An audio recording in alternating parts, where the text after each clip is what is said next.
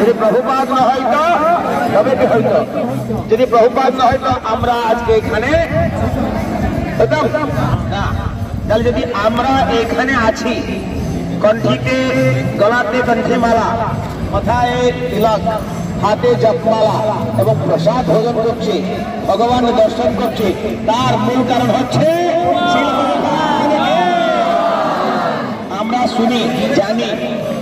ব্রহ্মসংহিতাতে ব্রহ্মদেব লিখছেন, ঈশ্বর পরম কৃষ্ণ সচ্চিদানন্দ বিগ্রহ অনাদিন আদি গোবিন্দ সর্বকারণ কারণ। এইটা ব্রহ্মসংহিতাতে লেখা আছে। এটা ঠিক আছে, আমি মনা করছি না। এই সংসার জন্য সর্বকারণ হচ্ছে অবশ্য কৃষ্ণ। কিন্তু এই কৃষ্ণ যে আগে কি ছিল না আমার গ্রামে? ছিল। কিন্তু কৃষ্ণকে প্রদান কে করলো? আমার গুরুদেব। তো সেই প্রভুপাদ হচ্ছে আমার ইস্কন ভক্তর জন্য হচ্ছে, এই যে আধ্যাত্মিক জগৎ ভক্তের জন্য হচ্ছে সর্বকারণ কারণ হচ্ছে শিল প্রভুপাদ। শিল প্রভুপাদ এই যে অদ্ভুত মন্দির নির্মাণ করছে, তার পিছিয়ে বড় লম্বা ইতিহাস আছে। এটা আমি একটু জিজ্ঞাসা করছি, পিছনে যে ভক্ত আছে আপনি শুনতে পাচ্ছেন? যে ভক্ত শুনতে পাচ্ছেন পিছনে একটু হাত উপকরণ তোলেন না। একদম পিছনে আছে, হাত শুনতে পাচ্ছে না? শুনতে পাচ্ছে না? আরে বাবা রে বাবা।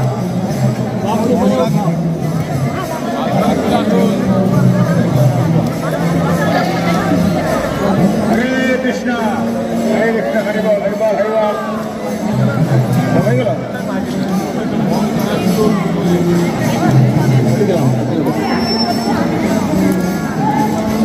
হরে বল হরে বল হরে বল। হরে কৃষ্ণ।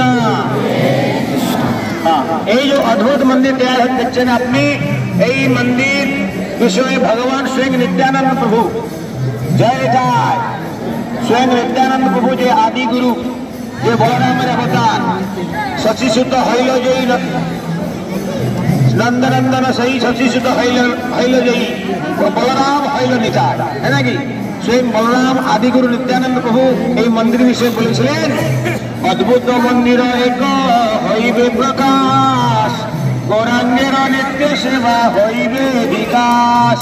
5 বছর আগে এই ভগবান নিত্যানন্দ প্রভু বলেছিলেন এখানে একটা অদ্ভুত মন্দির প্রকাশ হবে।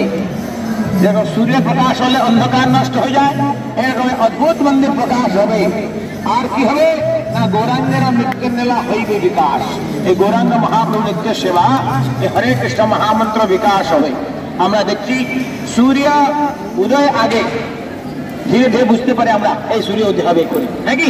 সূর্য দেখতে পারি না, কিন্তু একটা আভাস পাওয়া যায় নাকি কি সূর্য উদয় হচ্ছে। ওইদিকে পূর্ব দিকে একটু আলোকিত আরম্ভ হয়ে গেছে। সেই মতো যদিও বড় মন্দির হয়নি, কিন্তু তার আগে সম্পূর্ণ বিশ্বে হরে নাম প্রচার শুরু হয়ে গেছে।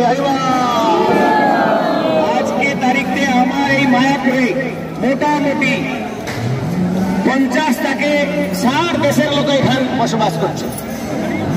তাই সম্পূর্ণ বিশ্বে প্রচার করছেন প্রভুপাদ। সেই প্রভুপাদ এই মহাপ্রভুর ভগবান নিত্যানন্দ প্রভুর শুনতে পাচ্ছে না? না শুনতে পাচ্ছেন? হ্যাঁ, এটা হয়ে যাচ্ছে। আর ইয়ং ছেলে কেউ আছে না? এটা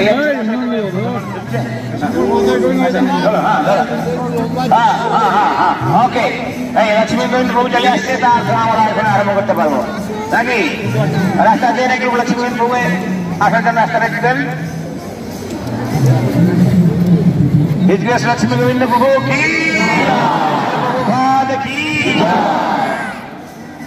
ওকে। তো এই যে অদ্ভুত মন্দির হচ্ছে, আর ভবিষ্যবাণী ছিল ভগবান স্বয়ং নিত্যানন্দ প্রভু দিয়েছিলেন, ঠিক আছে? সেই ভবিষ্যবাণী পুরা করার জন্য এসি ভক্তিবেদান্ত স্বামী প্রভুপাদ মহারাজ 1971 মসিহাতে, আমরা একটা ইতিহাস বলি আপনাকে, 1971 মসিহাতে, তুমি এই দিক দেখলে হবে না, আমাদের দেবে না। তো 1971 মসিহাতে এইখানে 3 একর জমি কিনলেন।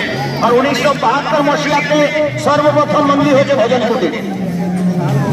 সাল বাঙালি আমি যা নাম বললাম, বাঙালি গালি দিবে না, বলেছি আমি বলে দিয়েছি প্রথমে। আর নাহলে হিন্দি में बोलेगा हमारी मातृभाषा ओड़िया है। আপনি বুঝতে কথাটা এখানে কি বলছে, আমরা তো ওই লিখছে না, মানে আপনি বুঝলে হলো, বুঝতে পারছেন তো? প্রভু বলবে, আমি একটা ইন্ট্রোডাকশন দিচ্ছি, প্রভু সব কথা বলবেন। সেই ভবিষ্যবাণী পুরা করার জন্য প্রভুপাদ মহারাজ 1972 সালে এই ভজনগুলি আরম্ভ করলো। এটা হচ্ছে ইস্কন প্রথম মন্দির। কোনটা? ভজনগুলি। প্রথম বর্ষে গৌর পূর্ণিমা ফেস্টিভ্যাল 1972 সালে মাত্র 70 ডিভোটি, কত 70 ভক্ত আসছিল। পরম পূজা লোকনাথ মহারাজ জিজ্ঞাসা করে, তো সেই 52 সালে আসেনি মহারাজ, তো গিরিরাজ মহারাজ ছিল। গিরিরাজ মহারাজকে বললো কত ভক্ত ছিল, বলছে অনেক ভক্ত, কিন্তু কত ছিল তখন 70 ভক্ত অনেক। আমার গ্রামে যখন নাম হতে আরম্ভ হয়, প্রোগ্রাম গীতাকর্ষ হয়, তো 10 জন আসে, বাবা হাউসফুল, নাকি 10-20 জন আসলে বাবা হাউসফুল। এখন যখন পুরো সাগর মতো হয়ে যায়, তখন বলে 10 বছর কিছু না, নাকি সেই মতো তখন প্রথমবার অগ্রহী লোক, তখন নাম হলো বিদেশি মঠ। এটা হচ্ছে সাহেব মঠ, কারণ প্রথমবার সাহেব লোক বিদেশি লোক এখানে আসি জমাট করলো। ভক্ত সুন্দর ভজন আরম্ভ হলো। এই আমার জন্নিবাস প্রভু, পঙ্কজান প্রভু ওই সেদিন থাকে প্রথম পূজারী। 1972 মশিয়া থাকে, সালে থাকে পূজারী সেবা করছে, আজ পর্যন্ত এখানে আছে। সে যা হোক, সেই মন্দির